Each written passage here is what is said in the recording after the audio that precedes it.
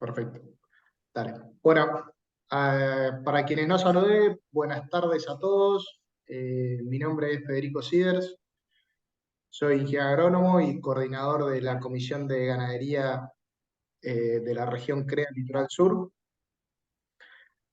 Hoy vamos a arrancar con la jornada de cómo volver a producir en los montes nativos del norte de Entre Ríos luego de la sequía, enfocándonos puntualmente en la zona noroeste de la provincia, donde la sequía fue más severa. Por supuesto que afectó a toda la provincia y en general a todo el país, pero ahí es donde se vieron los peores efectos. Así que les muestro un poco cómo va a ser el recorrido hoy. La idea es estar arrancando ahora con experiencias de productores CREA.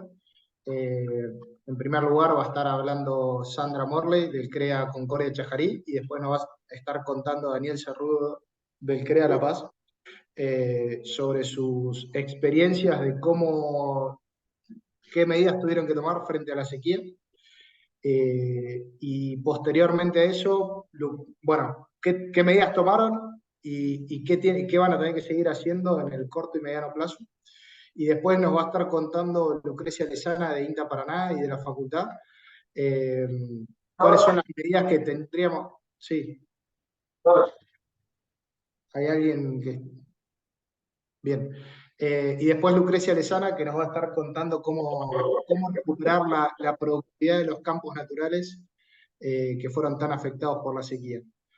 La idea es ir con esa secuencia, después vamos a tener un espacio al final de intercambio y preguntas. Así que los dejo con Sandra. Dejo de compartir.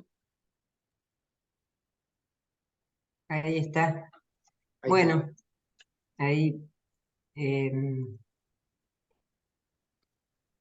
Perdón, una cosa antes que arranque Sandra, las preguntas que vayan surgiendo, si quieren las van anotando por el chat, nosotros las vamos levantando y las usamos al final. ¿Bien? Gracias. Bueno, ante nada me presento. Mi nombre es Sandra Morley, soy ingeniera agrónoma, ingeniera en producción agropecuaria. Trabajo en una empresa familiar del CREA Concordia Chajarí, una empresa que está en el CREA hace 54 años. Mi papá ingresó al CREA y es la verdad que el CREA a nosotros nos ha acompañado en muchos procesos de transformación y de crisis, y la verdad que esta ha sido una que nos ha acompañado muy fuertemente. Así que le estamos enormemente agradecidos. Yo ante nada, bueno, comentarle que esto es una empresa familiar, son 4.000 hectáreas, ahí están los detalles. Son 4.063 hectáreas las que trabajamos, estamos cerca de Feliciano, tenemos 750 hectáreas desmontadas. Yo para hacerle un panorama de la empresa de donde viene y con lo que tratamos de superar la situación, que tenemos 250 hectáreas que dedicamos a pasturas y verdeos, el resto se alquila. Los campos acá son campo natural de monte bajo, muy sucio, tenemos mucho pajonal, blanquizal, que eso también nos afectó un montón. Generalmente, bueno, nosotros hacemos ganadería extensiva de Aberdeen Angus, recriamos la hembra y el macho, vendemos el macho como novillo en agosto, septiembre y octubre. Bueno, el primer servicio tratamos de hacerlo 18 y 24, últimamente estamos haciendo con 15 porque las vaquillas se nos preñan antes, pero no está todavía programado. El historial nuestro, para que tengan una idea de lo que es el campo, tenemos casi 1.400 vientres, esto es promedio de los últimos 5 años, con una preñez estable cerca del 90, utilizando la herramienta de tacto de anestro, aplicando lata y destete precoz según la situación. La vaca de cría nunca entra al raigras y a los verdeos, es todo sobre campo natural. Tenemos una carga de 250 kilos por hectárea, una producción anual de 77, 80 kilos. Nuestra pérdida normal es de 9%, el año pasado eso se agravó y llegó al 13%, que para nosotros fue algo extremo. Pero yo les quería comentar a ustedes que y lo sabe todos los que estamos acá en esta zona, nosotros venimos ya de un año anterior de una seca extrema. El año anterior a nosotros nos llovió el 65% de lo anual, de lo normal, del promedio. Este año nos llovió el 50%, o sea que se fue agravando, pero ya nosotros venimos con un problema del año anterior muy, muy grande, muy, muy grande. Nuestra idea como empresa era ir avanzando a un sistema de destete sistemático de un 100%. Bueno, eso lo estamos deteniendo y ahora se lo comentaré por qué. El año pasado se llegó a destetar el 70%, y este año no lo vamos a hacer. Yo ante nada les quería comentar, y creo que esto es una sensación, porque yo acá en la filmina le puedo poner números, le puedo poner descripciones y todo, pero la verdad que las decisiones, creo que eso para eso estamos y nos piden a los productores que hablemos. Las decisiones se toman en una situación que yo describo este año como un cisne negro. Realmente yo trabajo acá en el campo hace 28 años como ingeniera y antes de eso yo me crié acá, y jamás hemos vivido una situación como esta.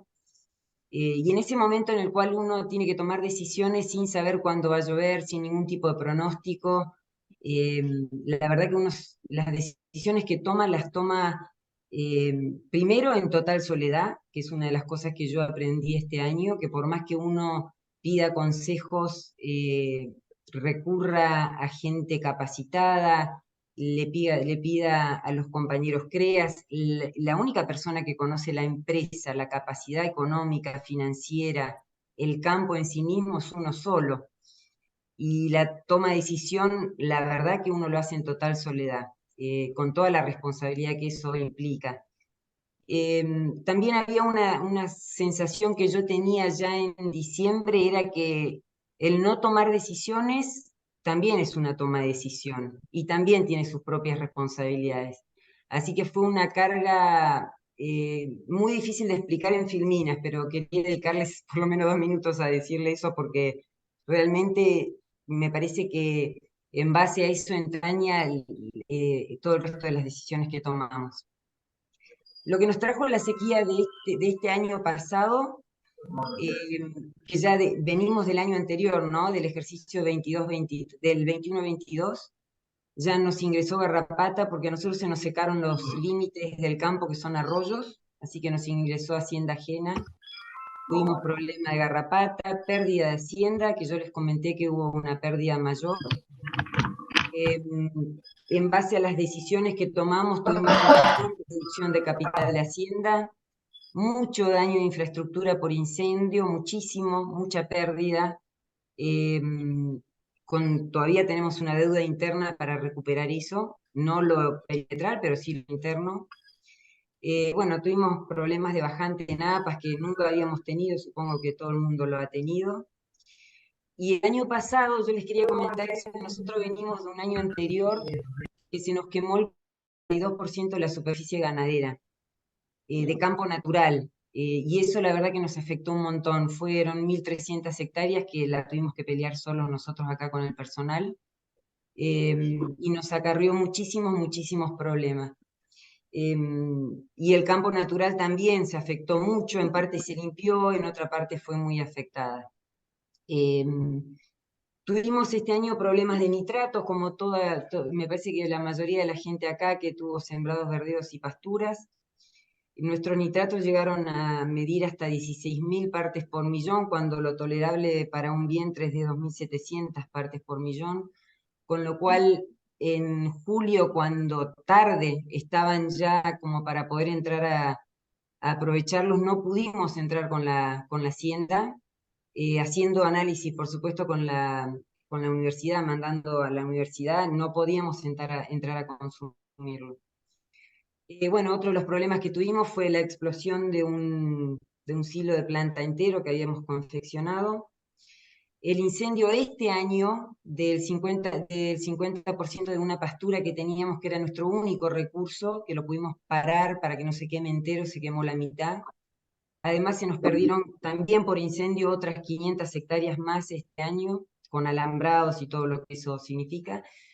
Y un problema enorme para nosotros este año fue nuestra herramienta de trabajo que es el caballo, y que parece irrisorio ante una situación tan importante, pero es nuestra única herramienta de trabajo, y también tuvimos que invertir 500.000 pesos, medio millón de pesos masiva para poder sostener a esa herramienta. La mortandad de animal se duplicó, que para mí igual no fue grave para lo que yo esperaba. Tuvimos una mortandad del 2%, con muy poco problema de histosia. Lo que sí es un hecho es la pérdida de rentabilidad de Hacienda, de capital que tuvimos de un 60% en el ejercicio pasado. Que eso, por supuesto, que golpea mucho este año que pasó y el que viene.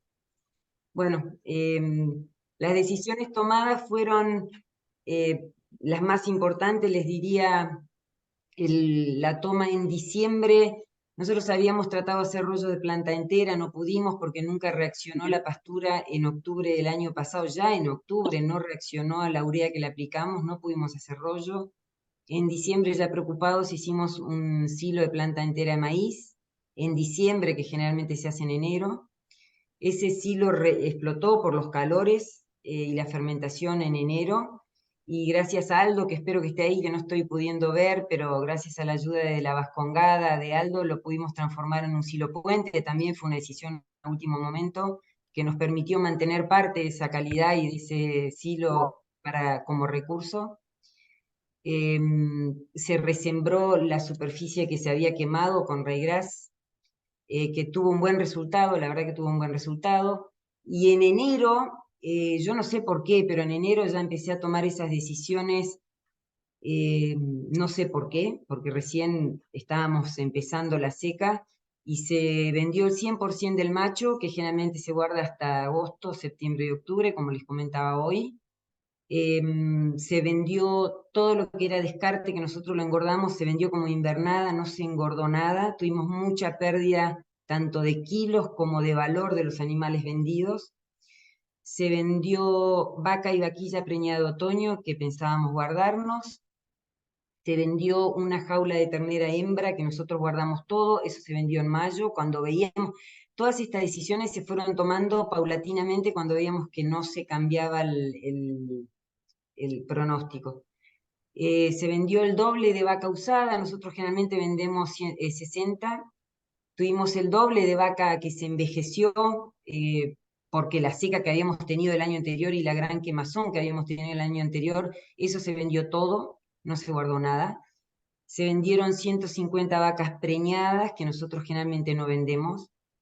Se vendieron 118 vaquillas preñadas de 15 meses que no teníamos recursos donde hacer, que paran, que eso es la crema de nuestra producción, por supuesto que es lo mejor que tenemos de nuestra recría, se vendió todo.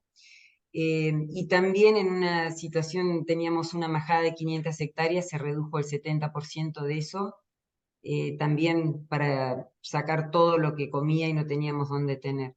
Todo esto produjo una reducción de los vientres de un 30% del rodeo. Habiendo hecho eso, voy rápido porque me queda poco tiempo. Una vez que decidimos que se vendió todo lo que habíamos pensado en vender, y una de las decisiones que también les quería comentar es que uno vende y de la responsabilidad que tiene que tomar no sabe si es mucho o poco. Si es mucho estoy regalando capital, si es poco se me va a morir la vaca. Y la única decisión que yo había tomado era que la vaca pueda parir sola, que es la única etapa que yo no la podía ayudar a ella. Así que todas las decisiones que se tomaron fueron para que ella pueda parir y yo después seguir ayudándola para que no se muera. Realmente era así la situación.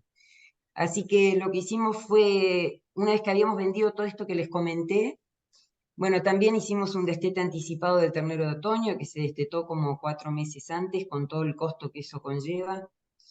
Se murió una de esas vacas, el resto se salvó. Y lo que hicimos fue, nosotros hicimos cazar, fuimos a cazar toda la vaca. Nosotros manejamos una tabla del 1 al 9 en condición corporal. Toda la vaca que tenga condición de 1,5 a 2 antes de parir, la trajimos a un piquete y la suplementamos con rollo de paja de arroz y de cola de cosecha de raigras, que era lo único que podíamos conseguir.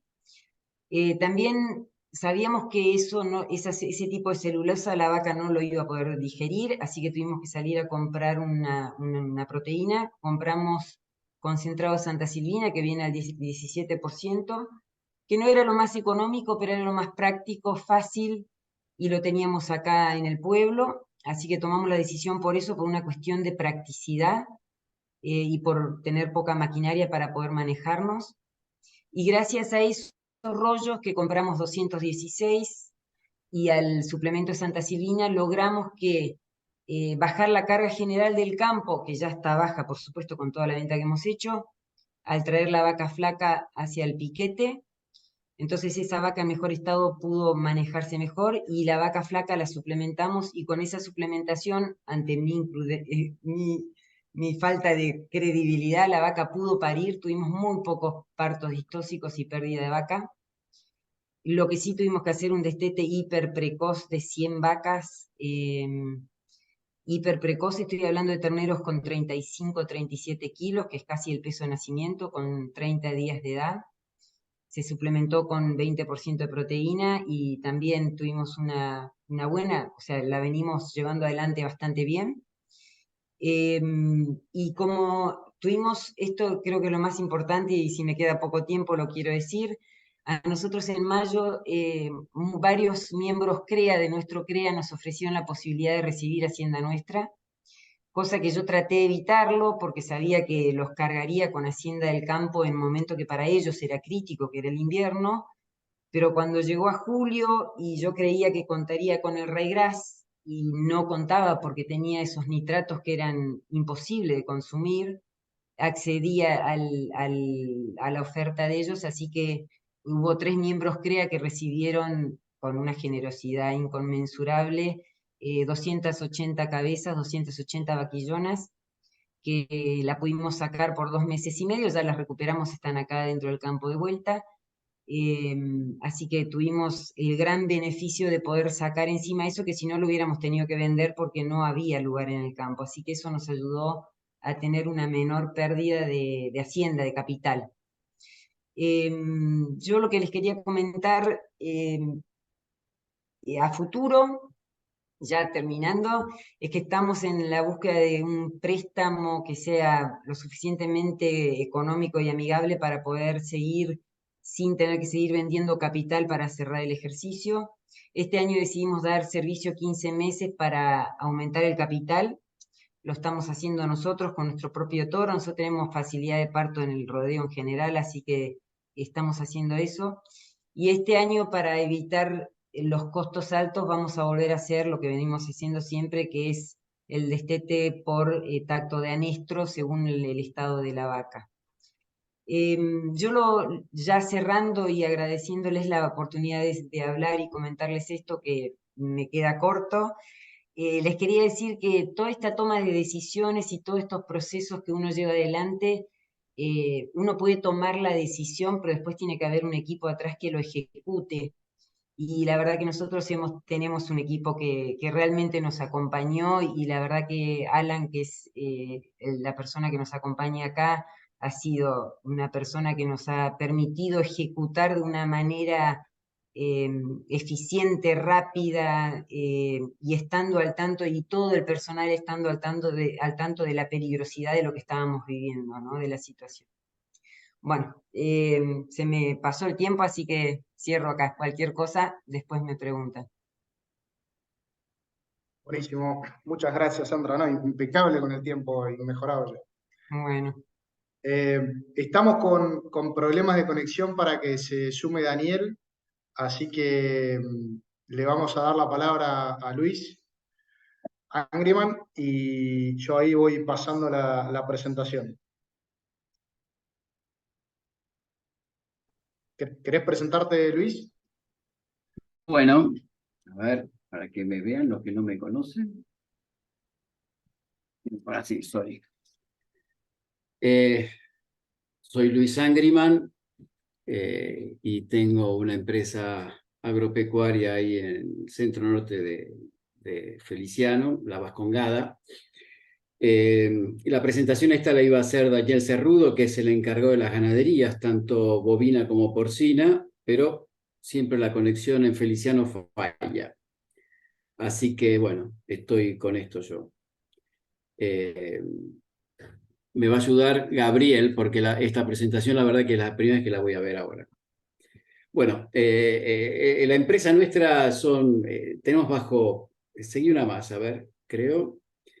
Tenemos unas 3.000 hectáreas bajo producción, sin contar desperdicios, porque tenemos un par de represas, pajonales y todo eso que no lo cuenta.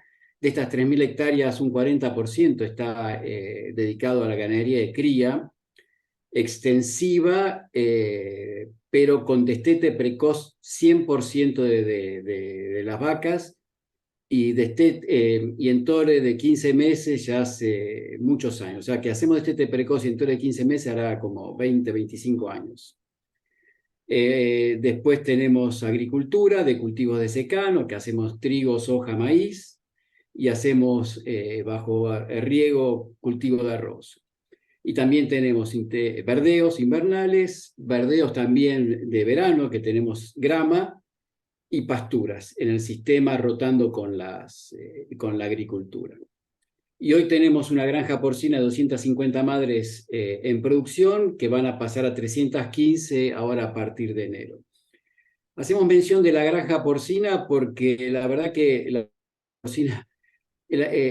producción porcina es tan distinta a la ganadería bovina, y hemos aprendido muchísimo, y tratamos, como yo digo, un poco en joda y un poco muy en serio, que hay que chanchizar la producción bovina, ¿no? O sea, es increíble todo cómo está parametrizado en la producción porcina, que no es lo mismo en la ganadería bovina. Entonces, esa fue la idea por la cual Daniel, que empezó en la producción porcina, se incorpora a la producción bovina para hacerla mucho más profesional. A ver si podemos llegar a lo de Sandra, porque la verdad que hablar después de Sandra, con lo que ella sabe de ganadería bovina, me da un poco de vergüenza. Bueno, entonces acá sí, nosotros tomamos siempre los últimos 5 o 6 años. Este cuadro, bueno, por la escala es un poco, no sé, mentiroso, pero bueno, el último año tuvimos un 90% de preñez. Nosotros estamos en porcentaje de preñez de 90 y pico, les digo, hace 20 y pico de años, 30 años, no sé cuánto, desde que empezamos con destete precoz full, ¿no? Y veníamos subiendo en el nivel de vientres. Este año tactamos 1.140 vientres en 1.200 hectáreas. O sea que casi estamos con una cabeza por hectárea, una carga muy superior a la media de la zona, pero que hasta ahora nos funcionaba perfecto con el destete precoz. Este año todo para triqui. Después, seguí, a ver, Federico, una más, please. Bueno, acá sí, esto es bien de Daniel Cerrudo, porque estamos, desde que incorporamos las praderas en el 2019, que reincidimos en praderas, porque en el CREA veníamos antes con praderas, después las dejamos y en 2019 volvimos a hacer praderas. La verdad que los chicos miden todo, o sea, miden al entrar, al salir, tenemos producción de pasto. Y acá a ver si yo me ubico rápido en este coso, pero tenemos, por ejemplo, en el 2022-23, que la pradera del 19 hizo 7.400 kilos, la 2020 8.890 kilos, las festucas del lote tóxico 8.350, y la del lote 15, que fue implantada en el año 22, 3.349. Esa me parece que ya tuvo muy pocos pastoreos, ¿no es cierto, Gabrielito? Sí, Luis, Pues, ahí te aporto un poco la idea bien. de mostrar esto era, bueno, las producciones que se venían midiendo y pensar un poco la foto del 2022 antes del arranque de la seca, y lo que estaba señalado ahí en las producciones que se midieron, esos son los pastoreos que se hicieron desde abril de 2022 a noviembre, diciembre del 22. Porque la realidad es que después, cuando arrancó la seca, desde noviembre del 22 a agosto del 23, prácticamente estos recursos no se pastorearon nada. un poco para dimensionar lo que fue el impacto. Y si bien hoy la jornada es de cría, en monte, bueno, nos pareció que estaba bueno también ver esto el impacto, porque a todo lo que haya que hacer, a todo lo que hubo que hacer en el rodeo de cría, también hubo que hacerlo en el rodeo de recría, porque estos recursos, que era con los que se contaban, no estuvieron. Y después el otro dato interesante para ver que la grama venía con muy buenas producciones, y el año pasado, si bien cayó bastante en plena seca, en pleno verano, así todo se pudo pastorear, ¿no? Lo importante es ese recurso en la cadena que le dimos puntualmente el año pasado. Y después el Exacto. otro dato interesante, que los verdeos de avena vienen dando buenos niveles de materia seca. Este año no se pudo implantar muy tarde, en lo que es el 23-24, o sea que esos 3.500, 2.700 o 6.000 del año pasado, que fue un año excelente de verdeos, este año 2023 no estuvieron, con lo cual también es el otro impacto que tuvo en la cadena forrajera. Así que un poco la idea de mostrar estas productividades que se vienen midiendo era eso, ¿no? Y en cuanto a los verdeos, bueno, está el comentario ahí abajo. Se sembraron muy tarde, se iniciaron a pastorear en agosto, cuando lo habitual es hacerlo en mayo. Y bueno, ya para ese entonces otras empresas de CREA habían tenido problemas, de los cuales había bastante información, y bueno, con el manejo de análisis de nitratos no tuvieron mayores inconvenientes, pero sí hubo que estarle muy encima. Y con un subutilización, ¿no? O sea, hemos demorado el uso. Bueno, Federico, pasate la siguiente a ver qué viene. Bueno, sí, ¿qué decisiones tomamos? Ante la seca, como bien dijo Sandra, ahí ya por febrero empezamos a pensar qué íbamos a hacer. Reducción de carga, que después vamos a ver cómo nos caímos en la cantidad de vientres. Ante la imposibilidad de siembra de pasturas, realizamos rejuvenecimiento de praderas, básicamente con siembra de avena y de ryegrass. Una cosa que nos salvó de alguna forma fue el pastoreo de la agricultura, arroz y maíz. Los rastrojos de arroz de este año, que nunca pastoreamos arroz, los usamos a full. Y confeccionamos rollos. Nosotros veníamos con rollos de avena, cuando tenemos un sobrante de avena enrollamos, teníamos rollos ya existentes e hicimos creo que algo así como 700 rollos de arroz, y suplementamos el rodeo de cría al 100%. En el campo era un gran feedlot, no había nada para comer. O sea, yo hace 37 años que estoy en Feliciano, nunca vi una situación como esta, nunca. No, es impensado, o sea, era tierra, todo tierra. Y nunca vi las vacas como las tuvimos este año, en el nivel el nivel corporal, la condición corporal que tuvimos nunca la vi. Así que esto fue lo que hicimos. Suplementamos 100% del rodeo. Sí, una más, please. Ahí está. Bueno, esto es como redujimos la carga. Pasamos de una carga en vacas preñadas, a ver, de 965 a 735, y las vaquillonas que veníamos de 227 pasamos a 0, ¿no es cierto? Esas son las vaquillonas, el último de No, esas abajo. son las vacías que salieron después del tacto. Ah, las vacías. Bueno, como Sandra, no engordamos una vaca, no hicimos reposición, o sea, las 250 vaquillonas que nosotros reponemos a año porque veníamos creciendo en vientres, no repusimos, y de 965 vientres adultos bajamos 200 y pico. O sea que nos Ahí, reducimos la carga de una vaca por hectárea a 0,60. ahí se logró conectar Daniel, no sé si Daniel estás por ahí, ¿Ok? si se quiere sumar, no sé si quiere tomar la posta. Sí, hola a todos, buenas tardes. Disculpen el inconveniente técnico que tuve con el Zoom. Seguimos Como entonces. quieras, Gabriel. Metele, Daniel, dale.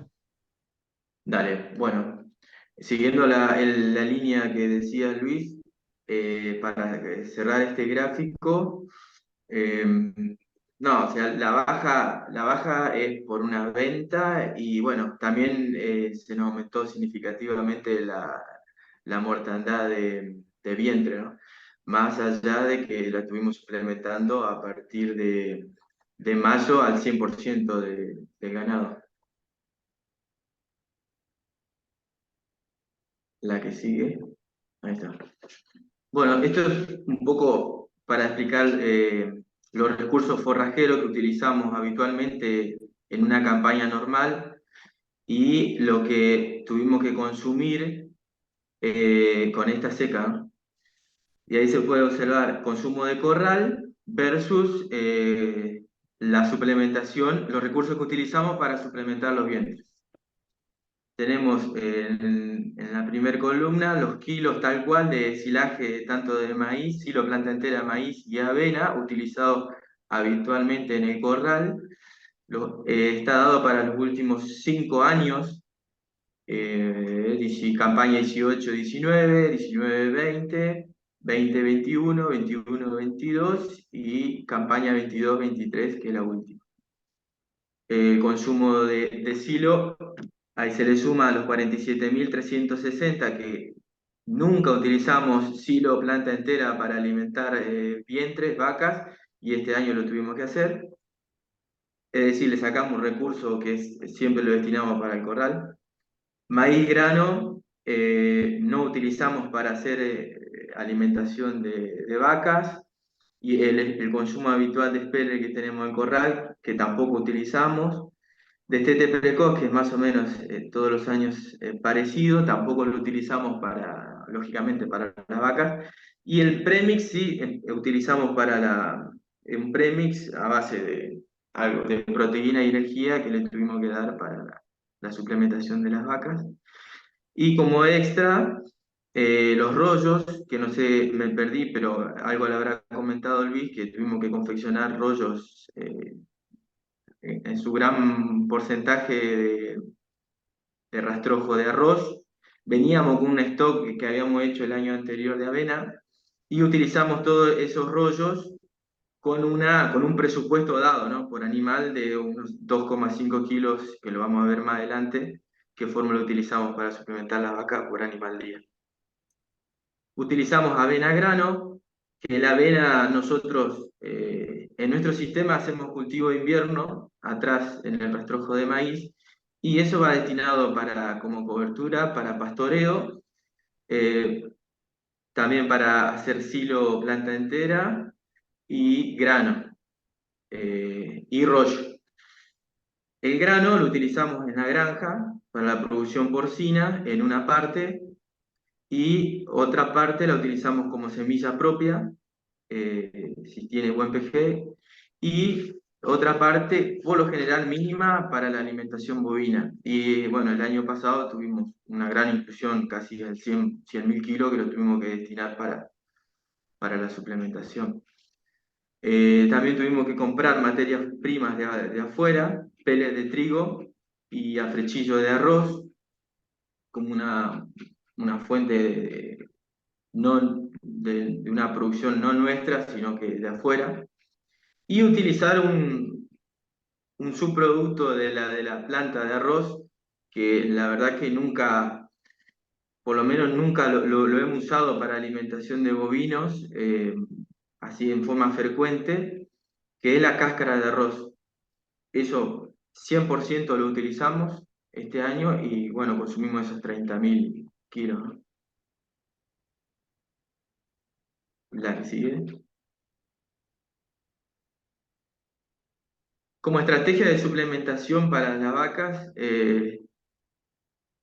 nos basamos en los recursos que teníamos, avena, y los recursos, rollo de arroz, y los recursos que tuvimos que salir a comprar, que es pere de trigo, afrechillo, y este año incorporamos un nuevo producto a prueba, que es la suplementación con Nutrilink. Y nos basamos por categoría, la condición corporal, y en base a eso realizamos las formulaciones y los niveles de porcentaje de suplementación de peso vivo. Pero a grandes rasgos tuvimos entre arriba del 1%, el 1,4% de suplementación del peso vivo. Rodeos que por ahí optábamos con darles rollos y Nutrilink a rodeos que estaban más alejados del casco por una cuestión de logística, porque imagínense que teníamos como un macro corral en un campo natural donde teníamos que hacer la fábrica de comida en el casco y salir a repartir en un mixer en autoconsumos. Y el lote que teníamos más lejos estaba a 7 kilómetros. Es decir, 7 kilómetros de ida y 7 kilómetros de vuelta para una suplementación se nos dificultaba. Y en esa pregunta resolvimos darle rollos con Nutrilite, que lo que le aportaba era algo de proteína y energía, y además me favorecía la degradabilidad ruminal de ese rollo. Así que bueno, y más que nada, este gráfico es para mostrar el costo que tuvimos también de bancar cada vaca por día. Nos costaba 195.565 pesos. Estos números son a agosto. La que sigue.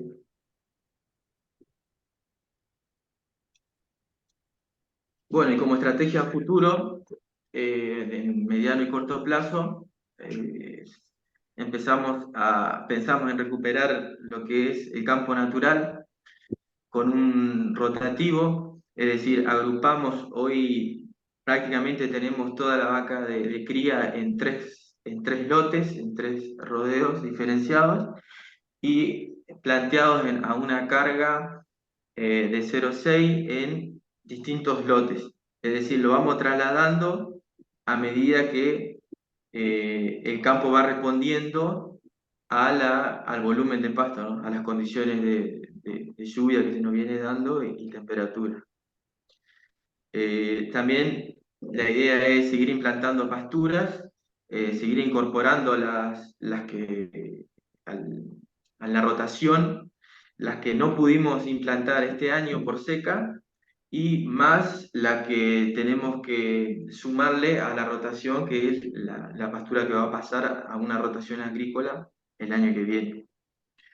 Y con las pasturas que ya tenemos implantadas, que van para su segundo año, tercer año, ver la posibilidad de optar por la tecnología de rejuvenecimiento con ryegrass, gramíneas, básicamente ryegrass y avenas, que nos fue muy bien cuando optamos por esa resiembra, ¿no?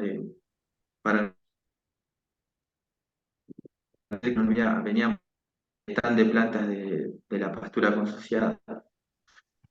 Y también recuperar las reservas.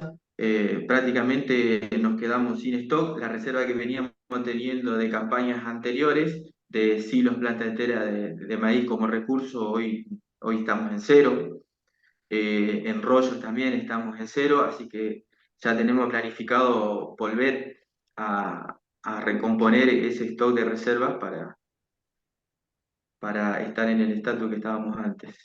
Y a largo plazo, pensando, ¿no?, en la recuperación de vientres que teníamos antes de la seca, donde nosotros apuntábamos y estábamos llegando a 1.200 vientres, volver a recuperar ese vientre, siempre y cuando las condiciones se nos vayan dando de climática, ¿no? Y poder ir reponiendo lo que es los recursos forrajeros, la recuperación de reservas. La idea es volver a tener ese stock de vientre con esa de 0,9 de carga.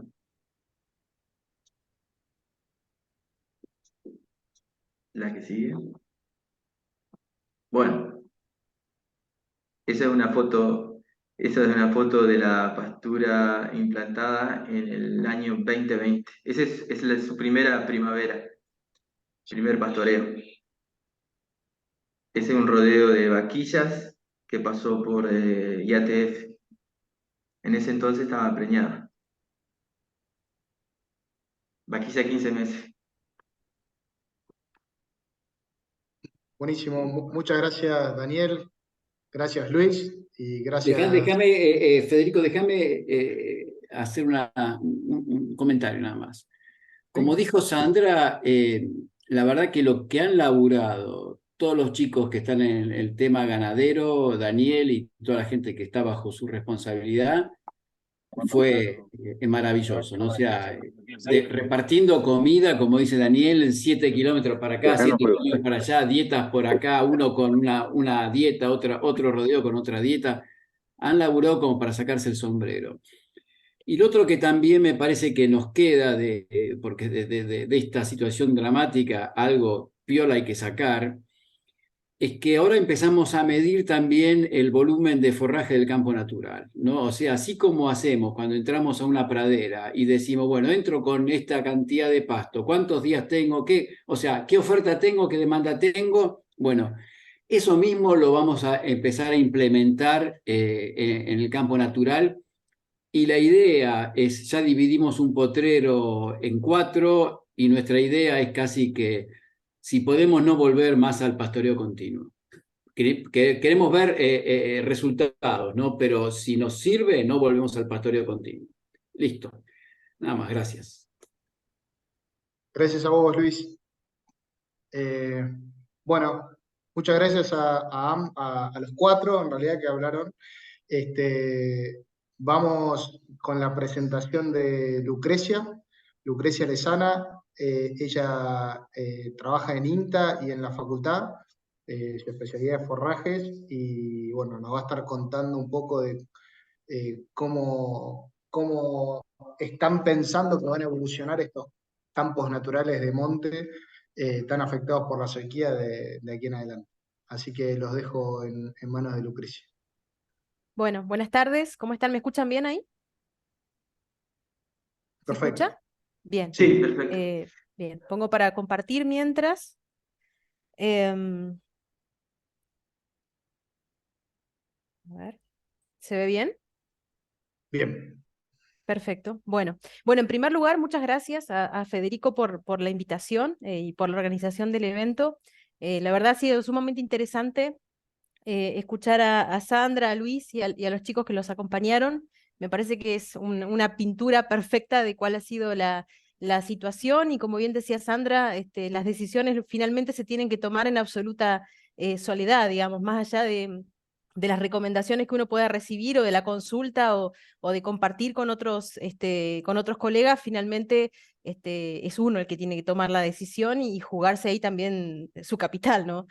Así que la verdad que es una situación compleja la que estamos atravesando, afortunadamente, y con las lluvias que han llegado, aparentemente esto empezaría a cambiar, pero bueno, la propuesta, un poco de lo que discutimos con Federico cuando me propuso hacer esta presentación, fue pensar en, bueno, primero, cuál fue el panorama que estuvimos, por el que estuvimos y que aún estamos transitando, y pensar en herramientas que nos permitan sobrellevar estas situaciones de crisis climática, podríamos decir, que probablemente se repitan en el futuro. Entonces, ¿cómo podemos estar mejor preparados para afrontar situaciones de esta naturaleza?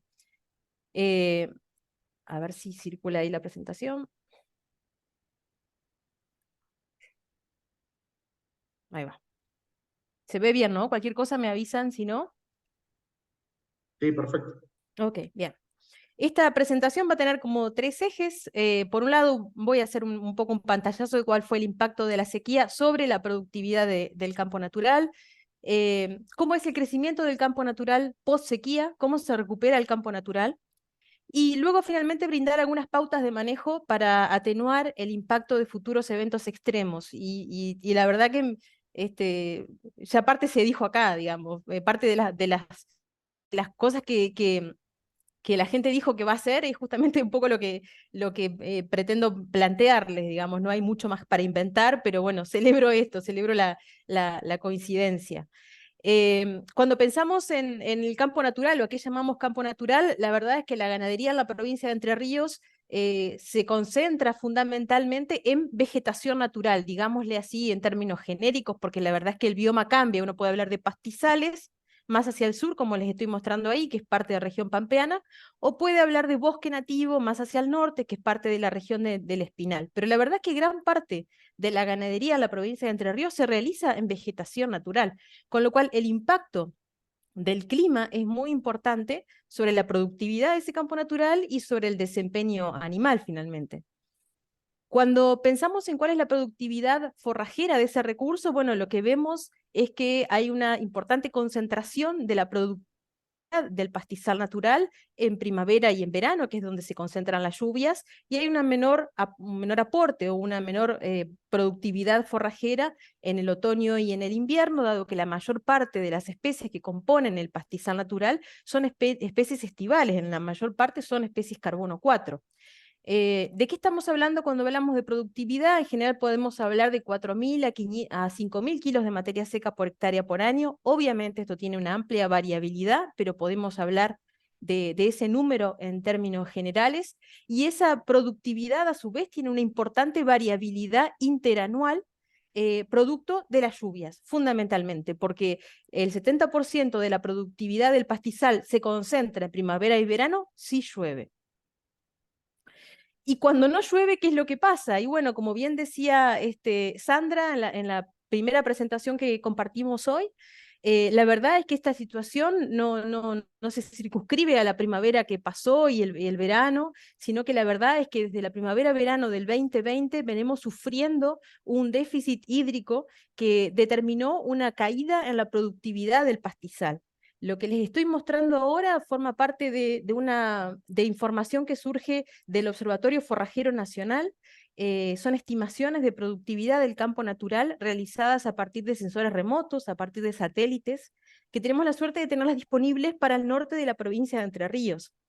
Y es importante esta fuente de información porque, como ustedes saben, los sensores remotos están activos desde hace unos 20 años aproximadamente, entonces podemos irnos para atrás en el tiempo y comparar la producción actual.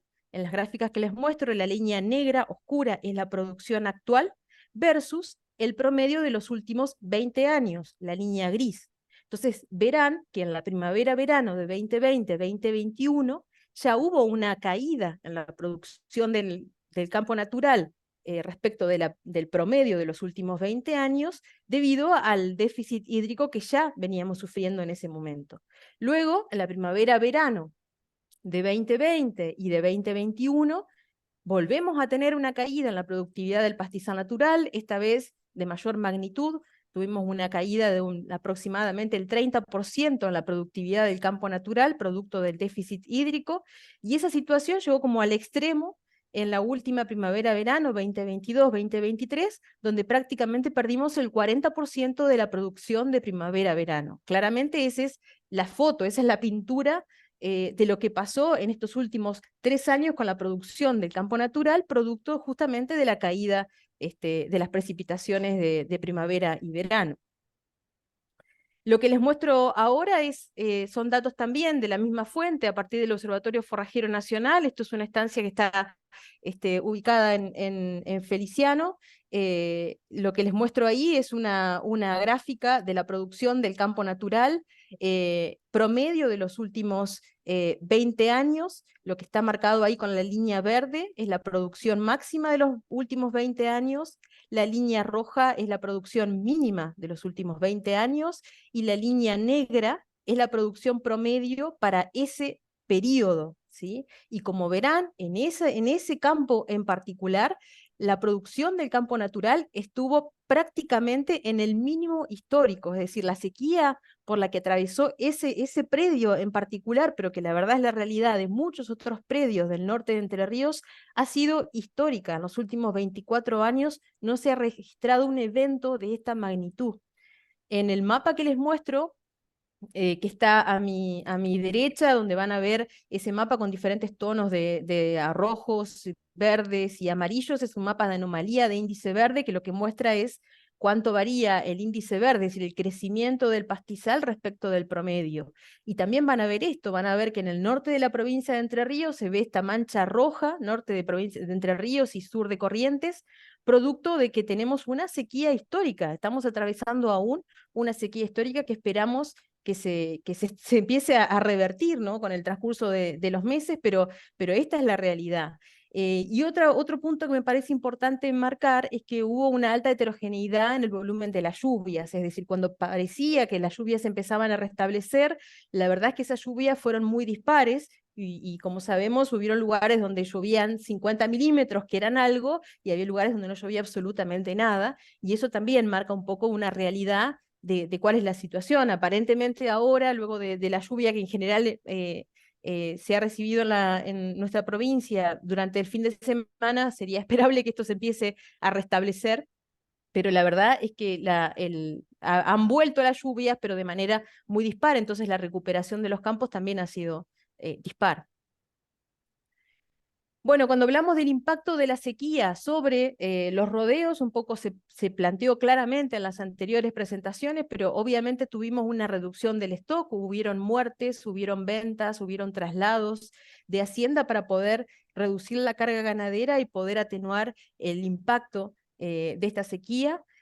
Suplementación, muchas veces solo de mantenimiento, por una cuestión de costos y hasta también por cuestiones operativas, pérdida de condición corporal, caída de los índices de procreo y también futuros vientres malnutridos. En muchos casos las vacas se lograron preñar el año anterior, pero sabemos que esos vientres o esos futuros vientres ya han estado malnutridos desde la concepción. Entonces, sin duda que eso también va a tener consecuencias para el futuro. Ahora bien, ¿qué es lo que pasa con el crecimiento del campo natural con posterioridad a la sequía? Esta es una imagen sumamente ilustrativa que me pasó un colega de INTA, Juan Fonseca de la agencia de Feliciano, en marzo de este año, y la foto, la verdad es que cuando me la envió yo creía que parecía esto Serengeti, ¿no? O sea, esto parecía tierra arrasada, que no iba a volver nada acá. Y entonces lo que le pedía a Juan es que tratara de sacar una foto en un lugar parecido a este, en el mismo campo, como para mostrar cuál ha sido la recuperación. Y esto es lo que me mandó Juan en octubre de este año. Esa es un poco una foto del mismo campo, del mismo lote, en una situación parecida, para que ustedes vean que ese pastizal no murió, digamos. La buena noticia acá es que el pastizal no muere. ¿Por qué no muere? Vamos a hablar más adelante de esto, pero entre las muchas razones es porque son especies que están adaptadas a situaciones de baja disponibilidad de agua y altas temperaturas, porque son especies carbono 4. Yo les decía, el pastizal natural crece fundamentalmente en primavera y verano porque son especies carbono 4. Pues bien, esto explica también que no se muera aún con la sequía que estuvimos atravesando. Esta es otra imagen para que vean también de otro lugar, pero también en el mismo campo, donde vemos que no tenemos un volumen de pasto importante, pero eso está vivo, digamos, y entonces, bueno, ahí está la buena noticia, ¿no? Ahora, ¿por qué es que entonces el pasto vuelve después de esta sequía, o cómo es que se recupera el crecimiento del campo natural? Fundamentalmente hay una recuperación a partir del rebrote, porque como les decía antes, estas gramíneas nativas son tolerantes al estrés hídrico. Hay una recuperación también a partir de semillas, aunque no que lo creamos, tenemos un banco de semillas de gramíneas nativas del campo natural muy rico, y cuando ese banco de semillas encuentra la oportunidad, puede también recuperarse y volver a cubrir el suelo. Pero por ahí el medio vaso vacío es que justamente además de aparecer estas gramíneas forrajeras, van a aparecer herbáceas no forrajeras y leñosas, fundamentalmente arbóreas, pero muchas arbustivas. Esta situación de estrés hídrico que hemos atravesado también promueve mucho la aparición de las arbustivas, porque son las especies que han estado en su máxima expresión, aún con la sequía, que han podido florecer y fructificar sin problemas. Entonces, seguramente que si el campo natural deja espacios vacíos, las especies leñosas los van a ocupar. Por eso es que va a ser crítico cómo utilicemos el pastoreo de aquí en más. Y otra cosa que me parece importante destacar, que tengamos en cuenta, que seguramente lo sabemos, es que no llueve pasto.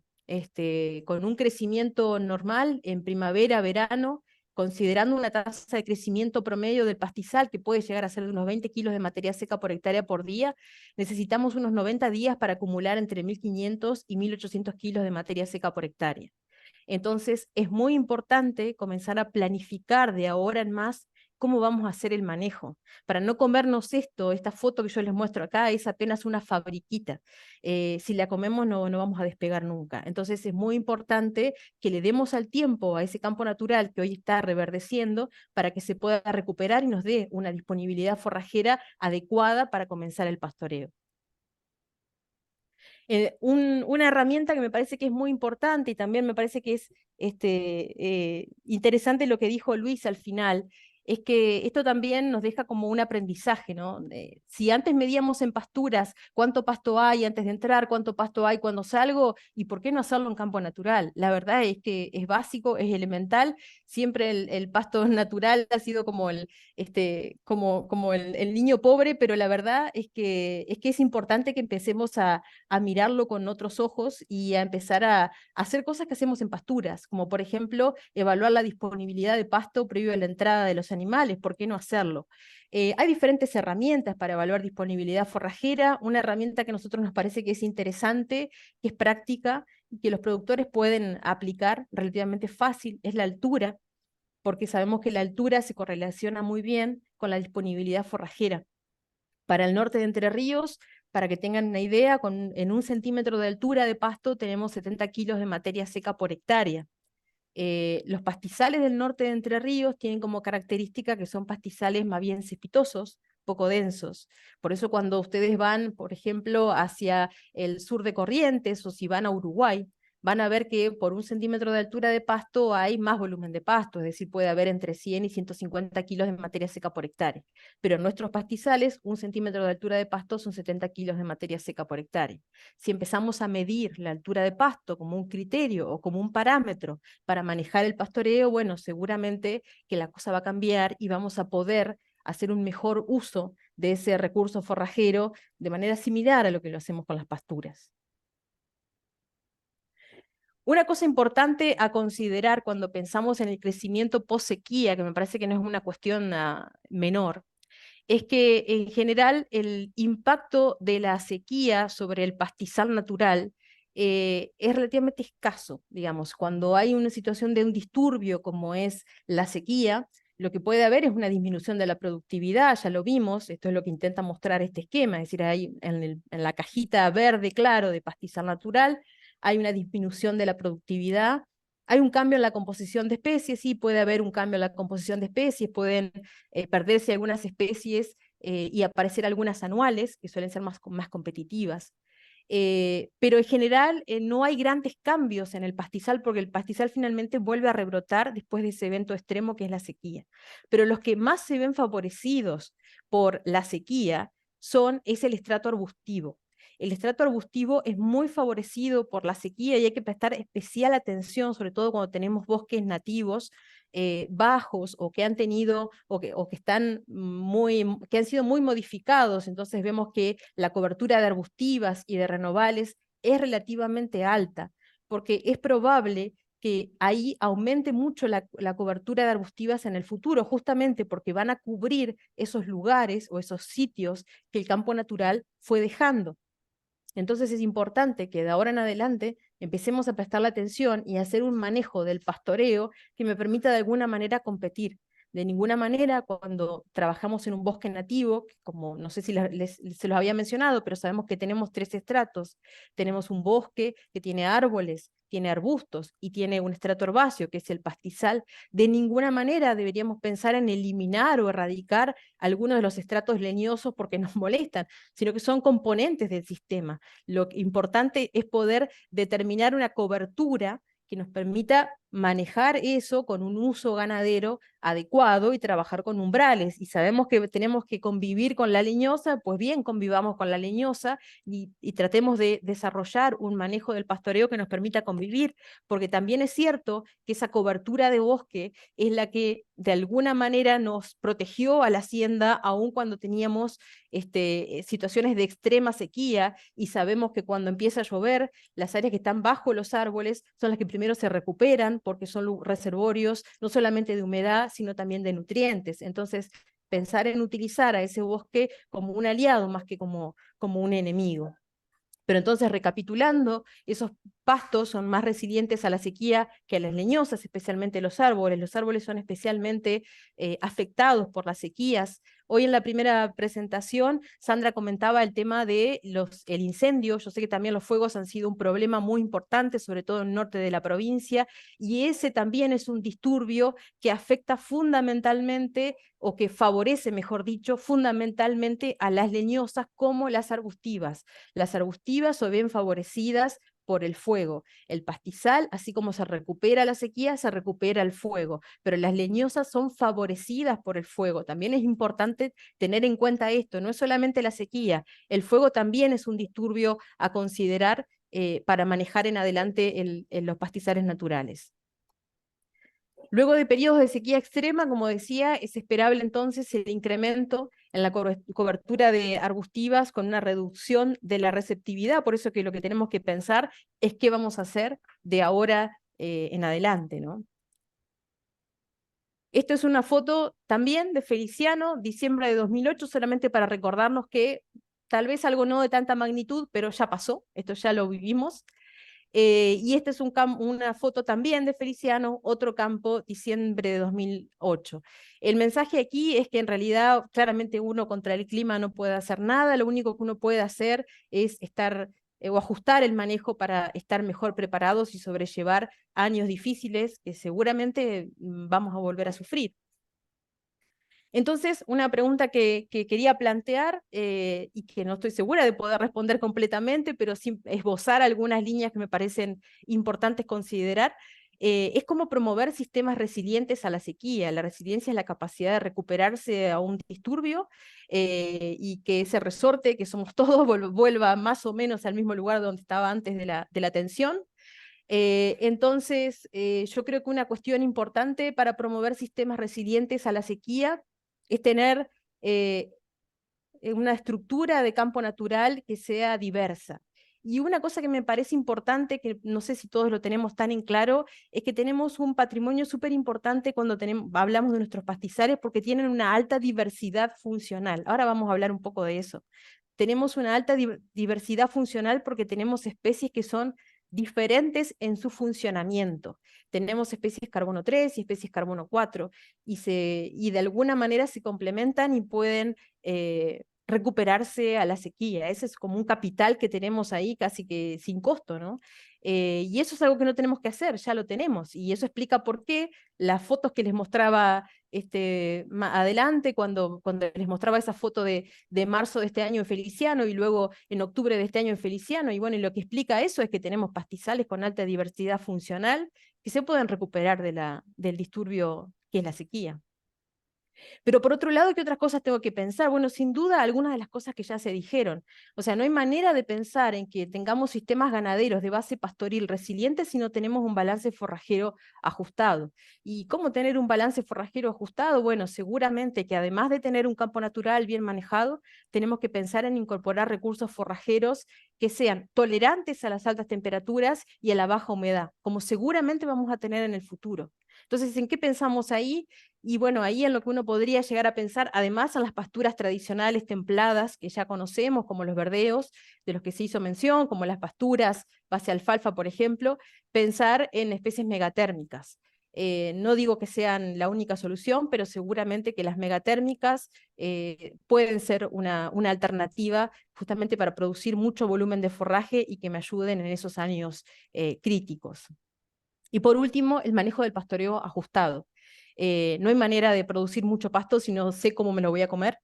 Y eso por un lado, mejorar la eficiencia de utilización de los recursos, a eso me ayuda el manejo del pastoreo ajustado, pero por otro lado, si tengo un manejo del pastoreo ajustado, también lo que voy a poder hacer es, de alguna manera, tener a raya a esas leñosas que, como les decía antes, van a empezar a aparecer. El pastoreo rotativo, fundamentalmente el pastoreo rotativo, no me gusta hablar de casarme con ningún manejo del pastoreo, yo creo que el mejor manejo del pastoreo es que cada uno pueda diseñar y llevar a la práctica con su infraestructura, con su personal, pero creo que el pastoreo rotativo es una de las alternativas justamente para tener un uso adecuado de la disponibilidad forrajera que se acorde a la demanda animal y que a su vez me permita controlar la cobertura de leñosas. Cuando yo les hablaba de esto de que tenemos pastizales con alta diversidad funcional, me refería a que tenemos pastizales diversos, no en términos de especies muy diferentes, sí tenemos especies diferentes, la mayoría son gramíneas, carbono 4, pero tienen diferentes formas de crecimiento, y eso es una cosa muy importante que a veces no valoramos tanto. ¿Quiénes dominan el pastizal natural? Domina Paspalum notatum, el pasto horqueta. El pasto horqueta, tanto como el pasto miel, el Paspalum dilatatum, son especies carbono 4. Esas son las especies que empezaron a rebrotar ahora y que empezaron a cubrir el suelo de ese pastizal que puede haber recibido 30, 50 milímetros de lluvia. Ese es el que se empezó a recuperar. Después tenemos especies invernales, sí, las flechillas, los Piptoquetium, las nacelas, son flechillas y son especies de invierno que son importantes, aunque son las que seguramente deben haber sufrido más durante la sequía. Lo que les muestro en esta gráfica es una evaluación de la composición botánica de 30 predios ganaderos familiares del norte de Entre Ríos, donde evaluamos la composición funcional, no la composición botánica, sino la composición funcional, es decir, cuán diversos eran esos campos naturales en términos de tipos de especies que crecen diferente. Y la buena noticia acá es que la mayor parte de esos campos naturales, independientemente de su manejo, tienen una alta diversidad funcional, tienen especies que son muy diferentes, y eso les brinda una capacidad buffer, es decir, una capacidad de recuperación muy importante.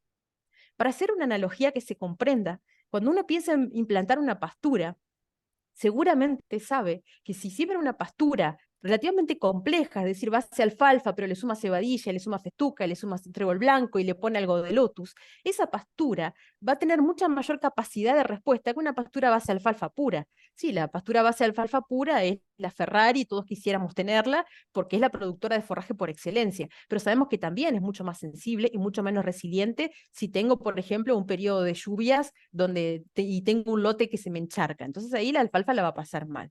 Entonces, es lo mismo que pasa en un campo natural. Nuestros pastizales naturales tienen alta diversidad funcional, tienen alta capacidad de respuesta, son muy resilientes, y eso no hay que pagárselo a nadie porque ya lo tenemos.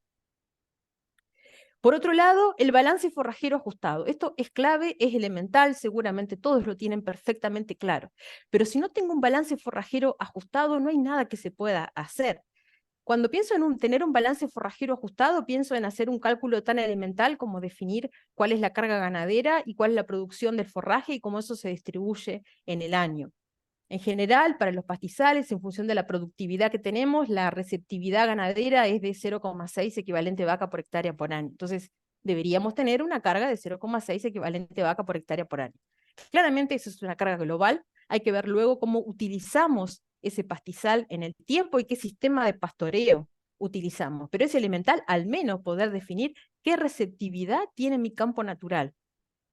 Sin duda, una estrategia para poder aumentar la carga y para poder cubrir el déficit forrajero invernal, que ustedes pueden ver aquí, tenemos diferentes estrategias, y algunas estrategias pueden ser la incorporación de otros recursos forrajeros, como pasturas, verdeos, forrajes conservados, o el mejoramiento del campo natural, que pueden darse a través de la incorporación en cobertura de raigrás, por ejemplo, o la fertilización. Son estrategias que pueden permitir incrementar la producción forrajera invernal del campo natural y lograr estabilizar ese balance forrajero. Rápidamente, cuando hablamos de receptividad ganadera, nos estamos refiriendo a poder calcular qué relación hay entre la productividad del campo natural y el consumo animal. Para poder determinar la receptividad de un recurso necesitamos conocer la productividad. Yo les mostraba antes que tenemos la suerte de disponer de información a partir de sensores remotos de la productividad del campo natural, y esa es una fuente de información interesante, importante, para poder llegar a esta estimación. Y si empezamos a medir cuánto produce el campo natural, en buena hora, porque eso nos va a dar información mucho más certera de cuál es la capacidad de carga que tiene nuestro recurso forrajero. Cálculo rápido para una productividad promedio anual de 4.500 kilos de materia seca, considerando una eficiencia de utilización, y esto es un dato global, puede mejorarse esa eficiencia de utilización, pero de 0,5, y un consumo individual anual de 3.650 kilos de materia seca por animal por año, la receptividad o la capacidad de carga del recurso es de 0,6 equivalente vaca. Ahora, yo les decía, para poder calcular esa receptividad o esa capacidad de carga, es importante conocer cuál es la productividad. Y una cuestión a considerar en nuestros sistemas de producción es que la productividad del campo natural tiene una variabilidad temporal muy alta. Es decir, hay una alta variabilidad en la productividad del campo natural entre años. ¿Producto de qué? Fundamentalmente de que depende de las lluvias. Entonces, si llueve poco en verano, voy a tener menor producción. del campo natural. Entonces, poder conocer de qué magnitud es esa variabilidad es muy importante para poder justamente ajustar el manejo. Y por otro lado, además, tenemos variabilidad espacial, digamos, como para agregarle complejidad a esto, sabemos que el campo natural no es heterogéneo, sino que no es homogéneo, perdón, sino que por el contrario presenta alta heterogeneidad, e incluso dentro del mismo lote podemos tener áreas muy productivas y áreas con muchas limitaciones para la producción de forraje, y es importante considerar esto al momento de determinar la receptividad. Entonces, ¿qué fuente de información podemos utilizar? Es una fuente que está disponible, que también es gratuita, que podemos utilizar, es el Observatorio Forrajero Nacional, que para nuestra provincia cuenta con información. Hay muchos predios ganaderos que ya forman parte de esa plataforma, y esa fuente de información, ese observatorio, lo que brinda es información de la productividad forrajera estimada a partir de sensores remotos. Lo que les muestro acá es un poco el esquema del tipo de información que muestra. La línea negra es el periodo que uno selecciona para visualizar, la línea gris es el promedio de los últimos 20 años, uno puede definir un nivel de carga, eso lo puede uno cambiar en ese monitor, como para ver cómo se relaciona el nivel de carga que uno tiene con la productividad que uno está teniendo en ese momento. Este es un valor promedio de todos los predios que forman parte de la plataforma, pero también se puede acceder a información predial. Entonces eso, los productores que forman parte de la plataforma pueden acceder a información de sus predios y pueden hacer una comparación de la productividad que tienen entre potreros, variabilidad espacial, y entre años, variabilidad temporal. Toda esta fuente de información es clave justamente para poder ajustar el balance forrajero y para hacer un manejo del pastoreo adecuado. Y también complementado, como bien se dijo antes, con información de campo, que es esencial justamente para hacer un buen uso del recurso. Esto lo paso rápidamente, pero nada, solamente para tener en cuenta que reforzar esto del pastoreo rotativo como una herramienta. Yo también coincido en que el pastoreo rotativo es la herramienta para mejorar la eficiencia de utilización del campo natural y, como decía antes, para controlar el avance de las leñosas. Pero una cosa que me parece importante considerar es que el pastoreo rotativo per se no me soluciona todo. El pastoreo rotativo es una forma de administrar pasto. Es muy importante que uno empiece a pensar en un concepto que está ahí en una cajita, en un cuadrito celeste, que es el de asignación forrajera. En general, estamos todos los ganaderos habituados a hablar en términos de carga, kilogramos de peso vivo por hectárea, o estamos habituados a hablar en equivalente vaca por hectárea o cabezas por hectárea. Eso está muy bien. Ahora, es muy importante considerar cuánto pasto hay cuando yo entro a pastorear. Cuando yo divido los kilos de materia seca que tengo al momento de entrar por los kilos de peso vivo que yo pongo, que sale de la carga, ahí tengo un valor de asignación forrajera. Y es muy importante esto, porque no es lo mismo estar pastoreando con una vaca por hectárea cuando tengo una disponibilidad de 500 kilos a pastorear con una vaca por hectárea cuando tengo una disponibilidad de 2000. La situación cambia drásticamente lo que se va a llevar el animal, pero también cómo va a quedar el pastizal después de ese pastoreo. Entonces, me parece que es muy importante que pensemos en ese concepto de asignación forrajera, que la asignación forrajera no es otra cosa que lo que estamos dispuestos a darle a esa vaca. Si un animal tiene que consumir entre el 2,5 y el 3% del peso vivo, lo ideal sería que le pudiéramos dar más que eso, justamente para que pueda cubrir sus requerimientos. Y entonces, ¿cuánto asignar? Bueno, en general podemos pensar que lo mínimo que deberíamos poder asignar es el 4% del peso vivo. A medida que uno aumenta la asignación forrajera, mejora la capacidad de consumo de los animales, hay mayor capacidad de selección, sí, también hay menor eficiencia de utilización, es cierto, eso es lo que uno tiene que regular en función de la época del año y en función de la categoría con la que esté pastoreando. Pero de nuevo, el concepto que nos tenemos que llevar es el de asignación forrajera. El esquema que yo les muestro aquí, que es, muchos lo reconocerán como una variación de las curvas de Mott legendarias, pero lo que les muestro aquí es cómo varía la asignación forrajera y qué impacto tiene eso sobre la producción por hectárea y sobre la producción diaria o el aumento diario de peso vivo. Es decir, a medida que uno aumenta la asignación forrajera, claramente va a aumentar la performance animal o el aumento diario de peso vivo hasta que uno llega hasta un máximo que está limitado por la estructura de la pastura, es decir, uno es como asignar en un sorgo forrajero. Las vacas van a estar perdidas en el sorgo forrajero, pero claramente la capacidad de consumo que van a tener ahí se va a ver limitada por la estructura de la pastura. Sin llegar a ese extremo, uno puede pensar en un campo natural, en asignar un 4, un 5% del peso vivo como un buen valor, que es un valor como una variable de estado de ese sistema que uno puede tomar para estar seguros de que está haciendo un adecuado manejo de ese pastoreo. Entonces, ¿cómo calculo la asignación forrajera? Es una cuenta muy sencilla que uno puede hacer al momento de ingresar con los animales. En un esquema de pastoreo rotativo uno dice o estima qué forraje disponible tiene, cuántos kilos de pasto hay hoy, cuánto uno estima que va a crecer. Imagínense un esquema de pastoreo de 4 potreros, donde los animales van a estar pastoreando 30 días ahí, con lo cual va a haber 90 días de descanso. Entonces, imagínense que acumulo pasto luego de los 90 días de descanso, y el pasto va a seguir creciendo durante los 30 días que los animales estén consumiendo ahí. Eso es la oferta forrajera. Y eso lo divido por la demanda animal, y la demanda surge de la carga, expresado en kilogramos de peso vivo por hectárea, multiplicado por el tiempo de pastoreo. Si uno hace esa cuenta al momento de iniciar un evento de pastoreo en un pastoreo rotativo, puede estar seguro que lo va a estar asignando de manera adecuada, puede calcular de manera adecuada la asignación. Para este ejemplo que yo les muestro, es una asignación forrajera relativamente alta, de 7,7% del peso vivo. Pero solo un ejercicio para mostrarles eso. Me interesa eso, dejar de hablar de carga y empezar a hablar de asignación. ¿Cómo planifico un pastoreo? Uno puede planificar un pastoreo así como uno puede utilizar el sistema de pastoreo que más cómodo le resulte. Uno puede armar su planilla para planificar el pastoreo de manera que más cómodo le resulte en un simple Excel.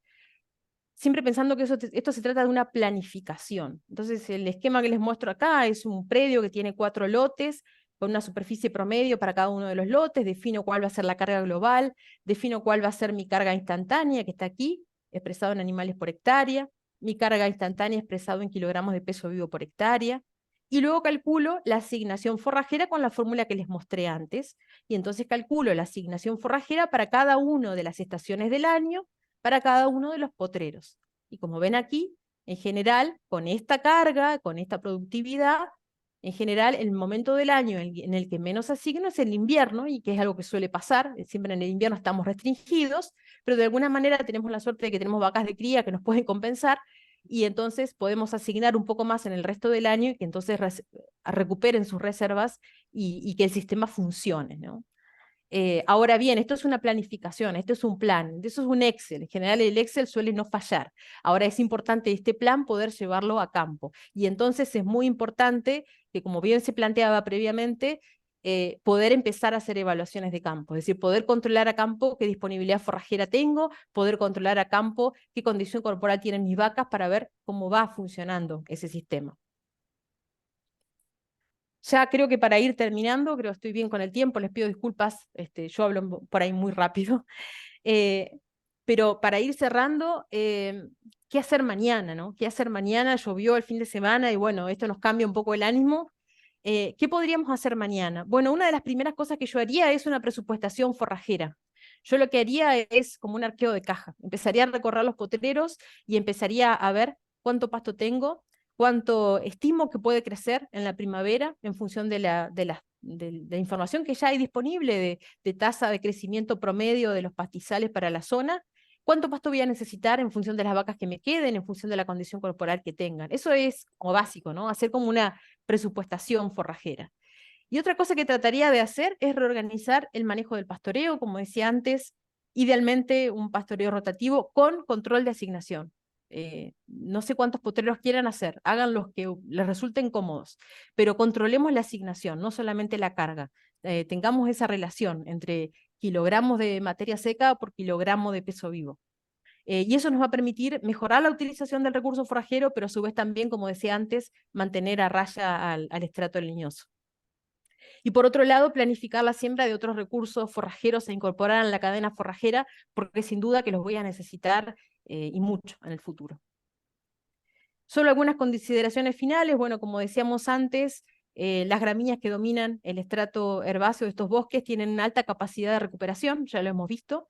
pero es importante considerar qué pasa con el resto de los componentes del estrato arbustivo, porque el rival también juega, y entonces qué va a pasar con las leñosas, y cómo de alguna manera voy a tratar de convivir con esos estratos.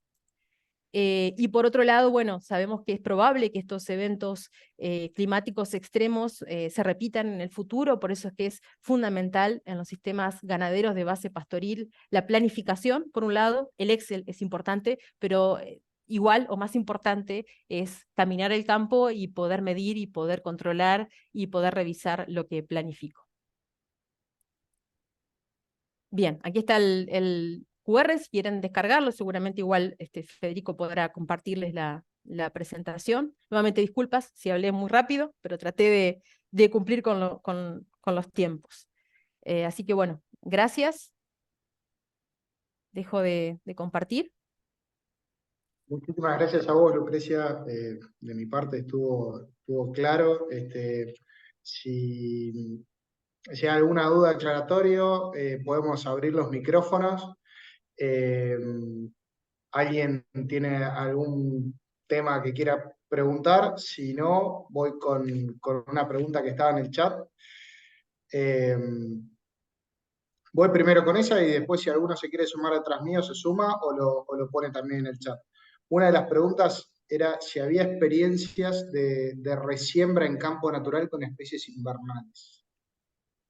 Sí, hay experiencias en nuestra zona. En general lo que se suele utilizar de especies invernales no nativas, sino exóticas, se suele utilizar ryegrass, y está muy arraigado ya en la zona, digamos, el uso de ryegrass, porque bueno, como sabemos es una especie de alta producción invernal, y se suele hacer relativamente sencillo. Al final del verano lo que se hace es un pastoreo intenso, se hace la siembra del ryegrass, y ahí empieza la germinación. Se trata de evitar el pastoreo en ese periodo, y luego se utiliza. Lo interesante de esto es poder luego hacer un manejo de la resiembra, es decir, cuando el ryegrass empieza a tirar los tallos florales, cerrar el pastoreo para que justamente haya resiembra.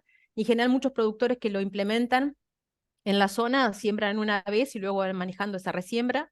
Una cuestión importante a considerar ahí es el manejo de la fertilización en la medida que se pueda, porque el ryegrass es una excelente especie forrajera, pero también necesita alimento, así que en la medida que se pueda acompañar con una fertilización nitrogenada sería lo ideal. Eso por el lado de las gramíneas. Ahora justamente en este momento estamos, ya se sembró este fin de semana, Juan Fonseca, justamente el colega del que les hablaba de Feliciano, sembró un ensayo para empezar a evaluar Lotus corniculatus, porque también sabemos que es una especie importante, porque es una leguminosa que aporta calidad al pastizal, así que bueno, esperamos en breve poder contarles algo de esto. Y pensando en nativas, lamentablemente no hay mucho desarrollo en nativas, pero por ahí la buena noticia es que sí ya hay mejoramiento de Paspalum notatum, que como yo les contaba, como yo les contaba, el Paspalum notatum es como la especie, la estrella, ¿no?, del que compone nuestros pastizales naturales, una especie de carbono 4, y la gente de la Universidad del Nordeste desarrolló un cultivar de Paspalum notatum que ya está inscripto. Lo que tengo entendido es que está ya a escala comercial, creo que lo comercializa PGG Wrightson, pero no está acá en Argentina. Eso lo estuve buscando ahora hace poquito y no está acá. Se consigue semilla a escala experimental, pero entiendo que en algún momento ya va a llegar a escala comercial a nuestro país, y la verdad que yo veo como una alternativa sumamente interesante. Una especie de verano, sí, pero es una especie nativa, una carbono 4 de muy alta producción y de muy buena calidad. Así que eso es como, se los dejo en el tintero para más adelante, pero volviendo a la pregunta, sí, ryegrass es una excelente alternativa. Perdón, Con respecto al perdón, Fede, ¿la última especie dónde se consigue? Bueno, ahí está, ese es el tema. Yo les decía, no ha llegado a escala comercial, o al menos acá no se produce en nuestro país, no está, la comercializa PGG, y yo la he visto en los catálogos que PGG tiene en Uruguay. Paspalum notatum, PGG la comercializa en Uruguay. No está aquí, PGG funciona en nuestro país, es una empresa que está en nuestro país, pero no está en su catálogo Paspalum notatum. Estimo que en algún momento va a llegar, porque bueno, es un desarrollo, digamos, de aquí, de la gente de la Universidad del Nordeste. Tenía un colega de INTA que la estaba empezando a probar a escala experimental, pero a escala comercial todavía no está. Buenísimo. No, la pregunta era con respecto, vinculada con la anterior, Sí. aparecía ahí si las experiencias que habían eran de siembra al voleo con avión o si eran de alguna otra forma. Mirá, los que lo pueden sembrar al voleo con avión, lo hacen, se puede hacer y funciona bien, pero también tenemos casos de productores que lo hacen a caballo, digamos, depende también de la escala de cada uno. Pero al voleo con avión, el ryegraft funciona bien. Buenísimo. Te hago una más y paso a preguntarle a Sandra y a Daniel. Eh, Capaz que te la puedes contestar o no. Preguntan, ¿cómo estimar oferta forrajera natural en bosques de sierra en zona de Calamuchita, en Córdoba? ¡Wow! A ver, yo lo haría de la manera que lo hago en los pastizales acá nuestros. Estimaría disponibilidad forrajera. A ver, cuando uno estima disponibilidad forrajera, y eso independientemente del recurso forrajero que uno tenga, hay un método directo que es el corte, ese no falla, es el más laborioso. Marquito de cuarto metro cuadrado, tiro el marquito al azar, corto, le peso el material en verde, peso el material en seco. Y tantos marquitos llevo a hectárea y ahí calculé mi disponibilidad forrajera, ¿sí? Ese es el método directo. Y eso se lo aplico acá en Feliciano, se aplica en Calamuchita y en la Patagonia lo aplican igual, ¿sí? Lo que tengo que tener en cuenta, que por ahí entiendo que puede ir para ese lado la pregunta, es qué pasa cuando tengo una cobertura importante de especies leñosas. Puede ser esa la situación. Entonces, bueno, está bien, la productividad que voy a tener ahí va a ser suponiendo que todo el campo natural es accesible. Luego, a esa disponibilidad forrajera tendré que restarle la accesibilidad o tendré que corregirlo por la accesibilidad o la capacidad que tengan los animales para entrar a esas áreas. ¿Me explico? Está claro, ¿Sí? está claro. Pero de nuevo, método directo, corte. Método indirecto, hay que ajustarlo. Para el norte de Entre Ríos yo lo ajusté con la regla. Si, seguramente para esa área se puede ajustar algún método indirecto, como por ejemplo la regla. La verdad no conozco mucho, pero bueno, si no tengo opción, corte. Gracias, Lucrecia. Sandra, te hago una pregunta. Eh, Respecto a lo que pasó este año, los efectos de la sequía, las decisiones las decisiones que tuvieron que tomar y demás, ¿están pensando algún cambio de sistema en respecto de la cría o mayor intensificación, menor, más reservas, algo con respecto a eso? ¿O prácticamente están, digamos, pensando cómo recuperar lo que venían haciendo? ¿Me escuchan ahí? Sí. Bueno, nosotros estamos viendo justamente lo que comentaba Luis de la recuperación de los campos naturales después de haberlos arrasado, porque directamente eso es lo que pasó. Y la explosión nosotros hemos tenido buenas lluvias, pero no excesivas como en otros lugares. Venimos saliendo bastante bien, pero todavía estamos saliendo. Y justo estábamos hablando la otra vez con Alan, que trabaja con nosotros, la posibilidad de empezar a hacer rotativo, especialmente en uno de los potreros que fue ese que hicimos el piquete para eh, tener toda la hacienda junta, y empezamos a ver la respuesta. Desde entonces no se está comiendo y vemos una explosión de pasto que realmente nos tranquiliza y nos da un alivio enorme. Así que ya estuvimos pensando en hacer rotativo en ese potrero, por ejemplo. Pero nosotros tenemos potreros muy grandes, así que la inversión que nos va a llevar para poder hacer rotativos de ese tipo en el resto del campo es un proceso de largo tiempo, digamos, pero ya lo estamos pensando. Dividir con eléctrico y empezar a hacer rotativo. Nuestra idea, nosotros somos una empresa que siempre hemos sido muy conservadores en la carga, siempre hemos manejado 0,65 en invierno, que creo que y a través de los años me ha dado la seguridad de que es algo que este campo, personalmente, cada campo es distinto, ¿no? Pero este campo lo mantiene. Y como estábamos yendo hacia un destete sistemático, como hace la vascongada, pensábamos en algún momento que nos permitiría aumentar la carga. Eso se irá viendo paulatinamente y manejándolo uno estando acá en el campo, ¿no? Pero esa es la idea. Gracias. Virginia. Sí, ese Paspalum notatum sirve también para pastizales naturales del centro de Entre Ríos y del Valle del Lerma en Salta. ¿Es dúctil? Ah, ¿Cuál es la característica? A ver, Virginia, sí, para el centro de Entre Ríos sí, ya para Salta no. Estamos hablando de una especie carbono 4, funciona muy bien en Corrientes y Entre Ríos, diría yo. ¿Sí? De hecho, es la que domina los pastizales naturales en el sur de Corrientes y prácticamente en todo Entre Ríos. Pero ya Salta no. Ok, ¿Sí? gracias. Voy con una pregunta para Daniel. Si estás todavía ahí Sí, conectado, Fede. dale. Che, Daniel, la pregunta es cómo están pensando el rotativo en campo natural eh, y por qué lo empezaron a pensar a partir de esta situación. Mira, cuento la experiencia. Nosotros empezamos a trabajar en el rotativo en un campo, o sea, un campo más grande en superficie que teníamos, unas 340 hectáreas. Lo dividimos en cuatro. Hicimos la inversión, dividimos en cuatro con alambrados y sus correspondientes aguadas, inclusive con una plazoleta, un corral en el medio para trabajo de hacienda. Y empezamos ahora, a la salida de esta seca, empezamos a hacer rotativo. La verdad que, como dijo Luis, es todo nuevo. Empezamos a medir, ahora empezamos a cortar el pasto y destinamos a la categoría más sensible, diría, del rodeo, que son las que van para su tercer servicio.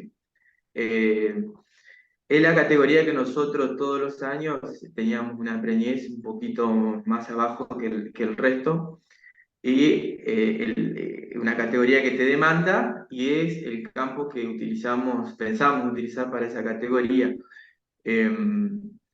Haciendo la cuenta de receptividad, utilizando la fórmula que planteaba Lucrecia, y aprovecho para hacer una pregunta después.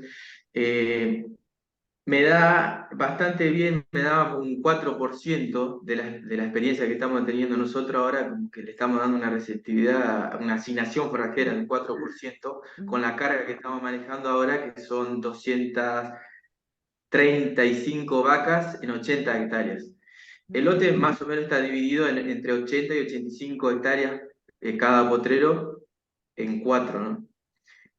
La pregunta que hoy nos estamos haciendo es lo que vos planteaste, cómo seguir, es analizar, bueno, cuántos días le voy dando para poder recuperar, ajustar el tema de la asignación y que no volver al deterioro, ¿no? del campo y recuperarlo lo antes posible.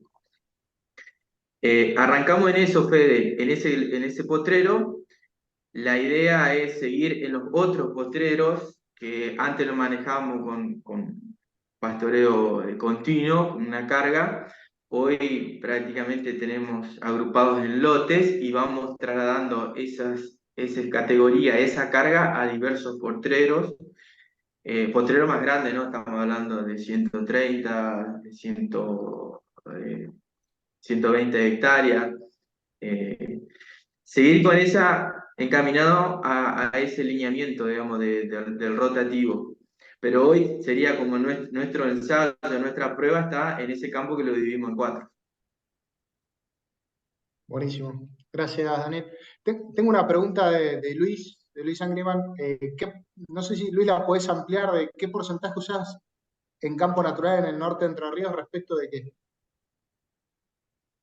A lo que decía Lucrecia, que eso es una de las preguntas que nos formulamos con Daniel y con Cachi, que es el chico que mueve el aro. Porque decir, ¿dónde tiras el aro? Hay en el campo natural no es parejo como una avena o como una pradera, donde más o menos toda la superficie es igual, ¿no? Entonces, Lucrecia dice que hay que asignar un porcentaje digamos, decir, bueno, acá tengo tanta materia seca, pero no es parejo. Tengo árboles, tengo parte que no tengo nada. En el norte de Entre Ríos, habitualmente, ¿qué porcentaje usás para corregir esa materia seca? Ah, ok, bien. Sí, pero ahí lo que pasa, Luis, es que vos te estás refiriendo a la accesibilidad que tengo, ¿no? Correcto, Claro, bueno, correcto. pasa que dar un valor de accesibilidad depende mucho de la estructura de cada bosque que yo tenga. Y eso es una cuestión todavía a mejorar, porque parece una paradoja, porque sabemos cuánto se produce, muy bien, sabemos cuánto se produce, pero aún todavía es muy difícil estimar qué accesibilidad tengo. ¿Por qué? Porque uno desde satélite, de una imagen satelital de Google Earth, puede llegar a ver la cobertura de árboles o de arbustiva y puede llegar a discriminar, pero también sabemos que aunque haya cobertura de arbustivas y de árboles, los animales igual pueden entrar. Entonces, estimar la accesibilidad de manera certera hoy todavía no está. Podríamos llegar a aproximar algo con algún vuelo de un dron, pero la verdad es que es algo casi que artesanal para hacer, digamos, implica recorrer cada lote y poder asignarle un valor de accesibilidad a esos lotes para luego corregir. Entonces, hago una estimación de disponibilidad forrajera. Imagínense que ustedes digan, bueno, nosotros vamos a cortar, entonces vamos a tirar el aro y vamos a tomando también esto que vos planteas de la heterogeneidad, seguramente que hay zonas del lote que son más productivas que otras y después tenemos zonas que son más peladales, ¿no? Entonces, bueno, ¿cuál sería la recomendación? Y tratar de hacer una recorrida por el lote que te permita barrer esa heterogeneidad y que si vas a hacer 10 marcos, vas a tirar 10 veces tu marquito, bueno, te caigan de manera lo más distribuida posible. Con esos cortes vos vas a estimar la disponibilidad forrajera en ese momento determinado. A esa disponibilidad forrajera tenés que corregirla por la accesibilidad que hayas estimado vos para tu campo según la estructura de tu bosque. Pero yo no puedo dar un valor, digamos, sino que eso tiene que surgir del conocimiento que ustedes tengan de cómo se mueven los animales en ese lote. ¿Me explico? Ok, no, me refería si había algún valor que ya tenían o capaz que Quique Fonseca, que está acá también, Sí. haya medido y sepa, bueno, más o menos para nosotros en Norte de Entre Ríos tenés que calcular un 80%, un 70% de lo que medís, eso es lo que tenés de accesibilidad, pero ok.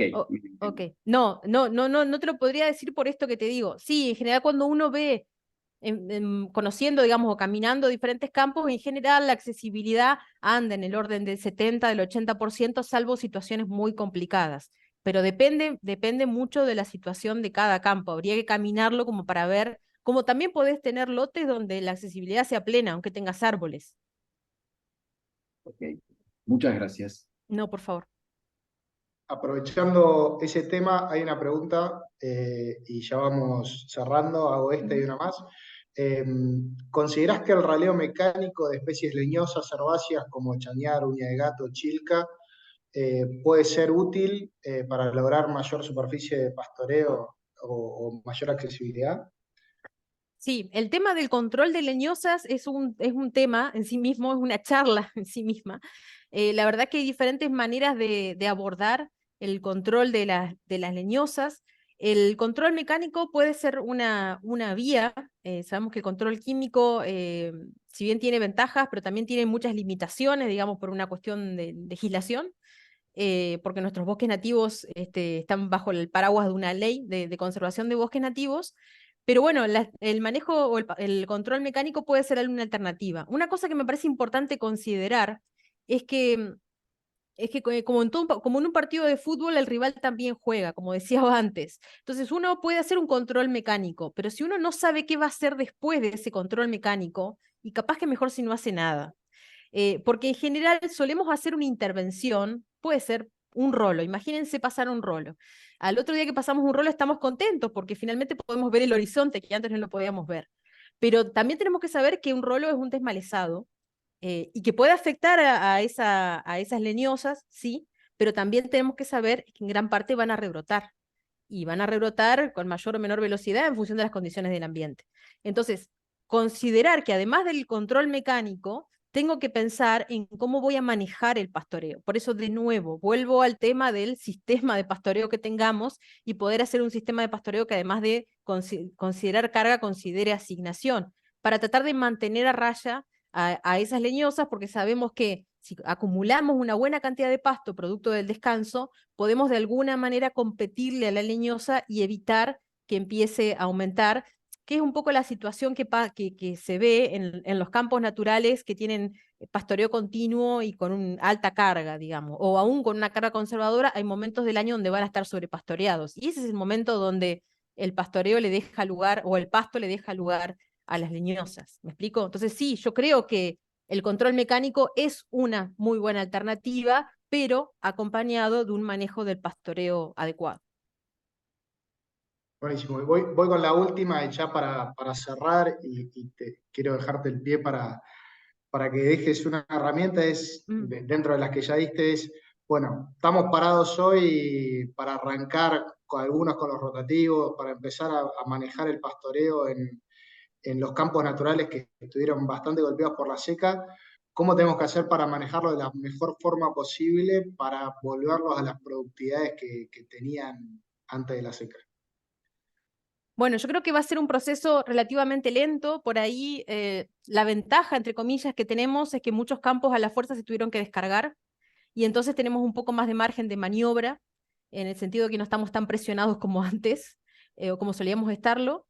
Va a ser un proceso lento y hoy, como creo que también Daniel lo comentaba, que empiezan con un pastoreo rotativo y van probando. Seguramente que va a ser un proceso que se va a dar de manera gradual. Es decir, ¿cómo hago para...? Yo hoy decía, bueno, lo ideal sería contar con 1.500 kilos de materia seca para entrar a pastorear. Y vos me decís, pero no llego, pero tengo que entrar. Bueno, entra y hace un pastoreo rápido, y hacer una rotación rápida, un poco lo que se plantea, digamos, porque no estamos en una situación normal, tenemos que ir en vías de normalizar esta situación. Pero sin duda es que pensar en estrategias como de las que se estuvieron hablando hoy, de empezar a cambiar el manejo del pastoreo y tratar de ir adaptándome al crecimiento del pasto es una estrategia como justamente acompañar ese crecimiento que espero en el futuro se normalice. Pero es un proceso gradual. Buenísimo, Lucrecia. Muchas gracias por la presentación, por las respuestas. Lo mismo, muchas gracias a Sandra, Agustín, que sé que estuvo preparando la presentación con Sandra, y lo mismo a Luis, a Daniel y a Gabriel. Así que estamos con tiempo cumplido. Les Bien. agradezco mucho el tiempo, y también a los que se conectaron para estar presentes hoy. Bueno, un placer. Por mi parte, muchas gracias. Muchas gracias a ustedes por la invitación. Quedo a disposición, quedó ahí mi correo electrónico y bueno, en la medida que pueda dar respuesta, estamos para eso. Así que gracias. Gracias. Muchas Muchas gracias a gracias. todos.